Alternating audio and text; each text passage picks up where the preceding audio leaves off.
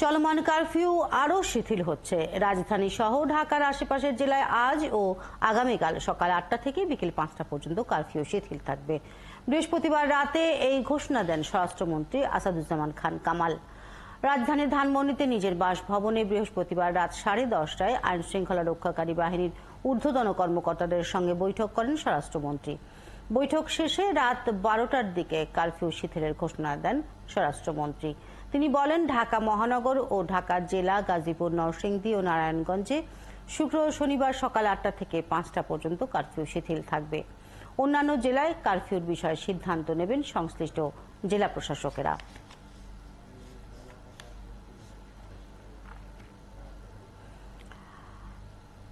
কারফিউর আরো খবর জানবো আমরা। আমাদের সাথে এখন চট্টগ্রাম থেকে যুক্ত হচ্ছেন সহকর্মী মাইনুদ্দিন দুলাল, বরিশাল থেকে বিধান সরকার এবং ময়মনসিংহ থেকে আরেক সহকর্মী বাবুল হোসেন। প্রথমেই জানবো চট্টগ্রামের খবর। দুলাল, চট্টগ্রাম নগরীর ঠিক এই মুহূর্তের পরিবেশ কেমন দেখছেন জানাবেন, এবং ছুটির দিনে নিরাপত্তা ব্যবস্থা কতটা জোরদার আছে আর কত ঘন্টা শিথিল করা হয়েছে আজ কারফিউ? শিল্পী, কারফিউ আজ সকাল 9টা থেকে সন্ধ্যে 6টা পর্যন্ত শিথিল করা হয়েছে। আমরা দেখছি যে এখন 9টা বাজার আগেও আমরা যখন সড়কে ছিলাম তখনও দেখছি যে যানবাহন চলছে, তবে ছুটির দিন স্বাভাবিকভাবেই যানবাহন চলাচল কিছুটা কম আছে এবং প্রাইভেট গাড়িও আমরা দেখেছি রাস্তায়, পাবলিক ট্রান্সপোর্ট বাসও দেখেছি রাস্তায়, সিএনজি ট্যাক্সিও আছে এবং রিক্সা তো প্রচুর পরিমাণেই আছে। আপনি যেটি বলছিলেন যে নিরাপত্তার বিষয়টি, আমরা দেখেছি এই কিছুক্ষণ আগে আমরা যখন রাস্তায় ছিলাম তখন চট্টগ্রাম শহরেই 34 ব্রিগেড ইঞ্জিনিয়ার কোরের একটি অফিস আছে সেনাবাহিনীর, সেখান থেকে সেনা টহলের সেনা দল বেরোচ্ছিলেন এবং তারা নগর প্রতিদিনই 8টার পরপরই তারা বের হন এবং নগরীর বিভিন্ন সড়কগুলো ঘোরেন, বিভিন্ন গুরুত্বপূর্ণ জায়গাগুলোতে তারা অপেক্ষা করেন, চেকপোস্ট দিয়ে যাত্রীদের তল্লাশি করেন এবং নিরাপত্তার বিষয়টি তারা লক্ষ্য রাখেন। পাশাপাশি বিজিবি কিন্তু টহলে আছে এবং তার পুলিশ তো আছেই, তবে পুলিশ টহলের পাশাপাশি বিভিন্ন মোড়ে পুলিশের ব্যাপক উপস্থিতি আছে এবং পুলিশের সন্দেহ হলে কাউকে, কোনো গাড়িকে তারা সেটি যাত্রীদের নামিয়ে তারা তল্লাশি চালাচ্ছেন এবং নিরাপত্তার বিষয়টি লক্ষ্য রাখছেন। আপনাকে বলে রাখি, গতকাল আমরা দুপুরের পরেই খাতুনগঞ্জ গেছি এবং খাতুনগঞ্জে আমরা যা দেখেছি যে খাতুনগঞ্জের কর্মচাঞ্চল্য কিন্তু পুরোপুরি ফিরে এসেছে এবং সেখানে যানবাহনের এত চাপ ছিল যে আমাদের ঢুকতেই সমস্যা হয়ে গেছে। প্রচুর পরিমাণ পণ্য দূর দূরান্ত থেকে এসছে এবং সেগুলো খালাস হচ্ছে এবং বিভিন্ন নগরীর বিভিন্ন যে খুচরা বিক্রেতা আছে তারা সেখানে গেছেন এবং সেখান থেকে পণ্য নিয়ে তাদের দোকানে গেছেন এবং পাইকাররাও খুশি যে তাদের বিক্রি বেড়েছে। তবে দাম গত 2-3 দিন আগে যেরকম কম বেশি ছিল, কিন্তু গতকাল দেখেছি আমরা কিছুটা কমেছে, যেমন কমেছে। আপনি থাকবেন সাথে দুলাল, আমরা জানবো এবার বরিশালের খবর।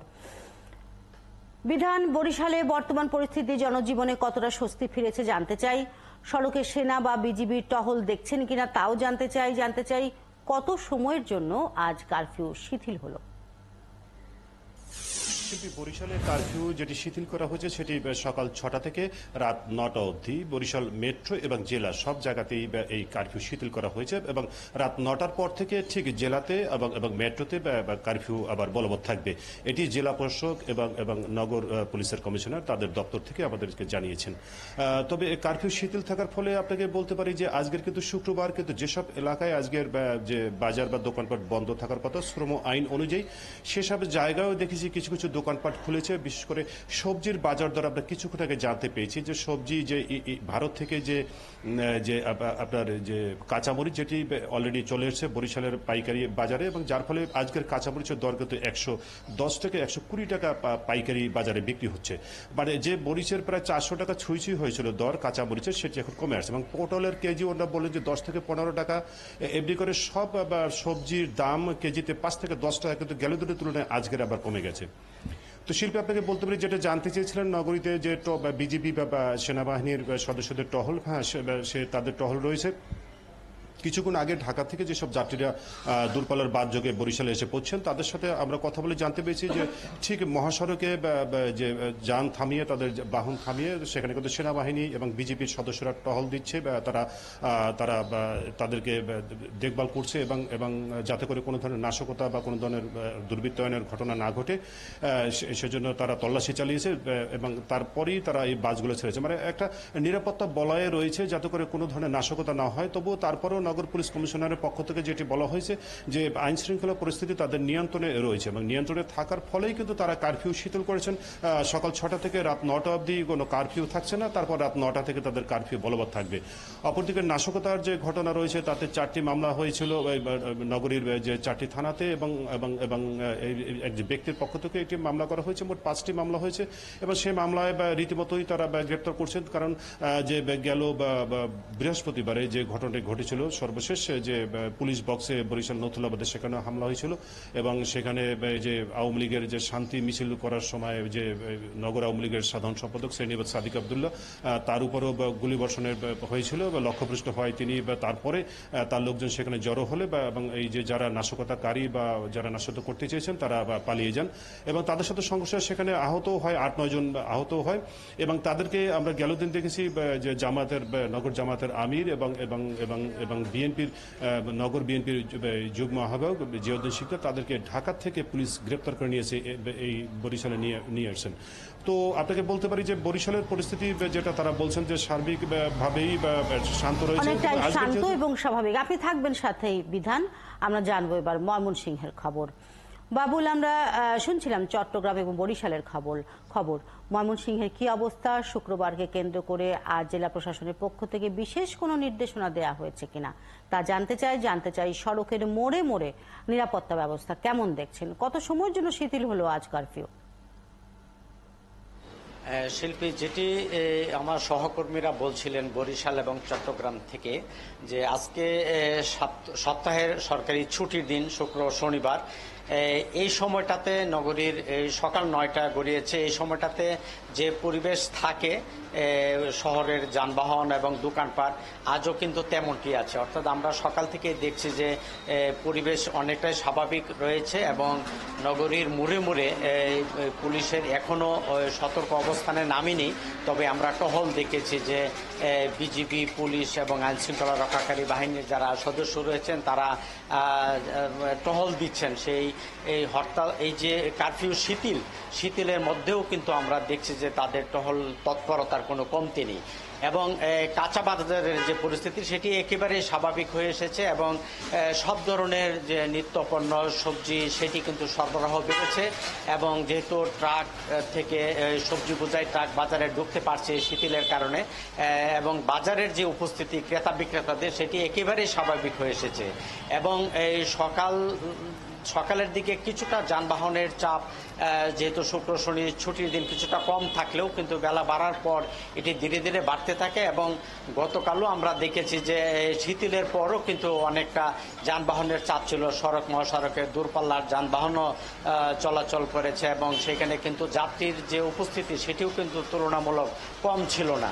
তো সব মিলিয়ে যদি বলি যে এই কারফিউ পরিস্থিতি শিথিলের কারণে পরিস্থিতি স্বাভাবিক হয়ে আসছে এবং সাধারণ মানুষের মধ্যে যেমন নিরাপত্তা নিয়ে একটি স্বস্তি ফিরে এসেছে এবং আইনশৃঙ্খলা বাহিনীর যে তৎপরতা সেটির কারণে প্রতিদিনই কিন্তু সেই স্বস্তি আরও বাড়ছে। এবং আমরা আরেকটি বিষয় জানাতে চাই যে ময়মনসিংহ সিটি কর্পোরেশনের মেয়র স্থানীয় ব্যবসায়ী নেতৃবৃন্দের সঙ্গে বৈঠক করেছেন যাতে করে কোনো ধরনের পণ্য এবং সবজির বাজারে যাতে এই কারফিউ পরিস্থিতির অজুহাতে যেন কেউ দাম বাড়াতে না পারেন সেটি ব্যবসা এবং চেম্বার নেতৃবৃন্দের প্রতি তিনি সেই মত বিনিময় সভায় নির্দেশনা দিয়েছেন এবং আইনশৃঙ্খলা বাহিনীর যারা রয়েছেন তারাও কিন্তু যে গত কয়েকদিনে যারা সহিংসতা চালিয়েছিলেন এবং এই নাশকতায় জড়িত ছিলেন তাদের ভিডিও ফুটেজ দেখে দেখে তাদের শনাক্ত করছেন এবং তাদেরকে আইনের আওতায় নিয়ে আসছেন। ময়মনসিংহের পুলিশ সুপার মাসুম আহমেদ ভুইয়া জানিয়েছেন যারা এই নাশকতায় জড়িত ছিল তাদের কাউকে ছাড় দেওয়া হবে না। এই যে এবং যারা এখনো ধরাছোঁয়ার বাইরে রয়েছে তাদেরকেও কিন্তু তারা গ্রেপ্তারের অভিযান পরিচালনা করছেন এবং একই সঙ্গে অস্ত্র উদ্ধারের অভিযানও কিন্তু অব্যাহত রয়েছে। এই যে স্থানীয় প্রশাসনের এই যে তৎপরতা এবং জেলা ম্যাজিস্ট্রেট তিনিও কিন্তু এই যে মাইকে যে কারফিউ পরিস্থিতি শিথিলের যে ঘোষণা আসছে সেটি এই সময়টাতে যাতে মানুষ আইন মেনে চলেন, অর্থাৎ কারফিউ মেনে চলেন, সেই ব্যাপারে কিন্তু মাইকিং করা হচ্ছে। আমরা দেখছি যে নগরীর বিভিন্ন মোড়ে মোড়ে সেই তথ্য অফিসের মাধ্যমে সেই মাইকিং এবং প্রচারণা চালানো হচ্ছে।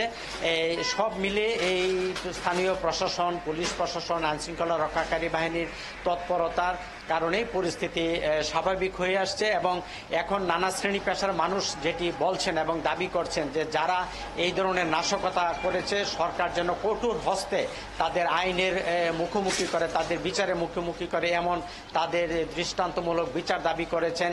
যারা রাষ্ট্রীয় সম্পদ এবং বিভিন্ন স্থাপনা হামলা চালিয়ে দেশের সম্পদ ক্ষতিগ্রস্ত করেছে তাদেরকে যেন বিচারের মুখোমুখি করা হয়, আইনের আওতায় আনা হয়, এমন দাবি কিন্তু উঠেছে।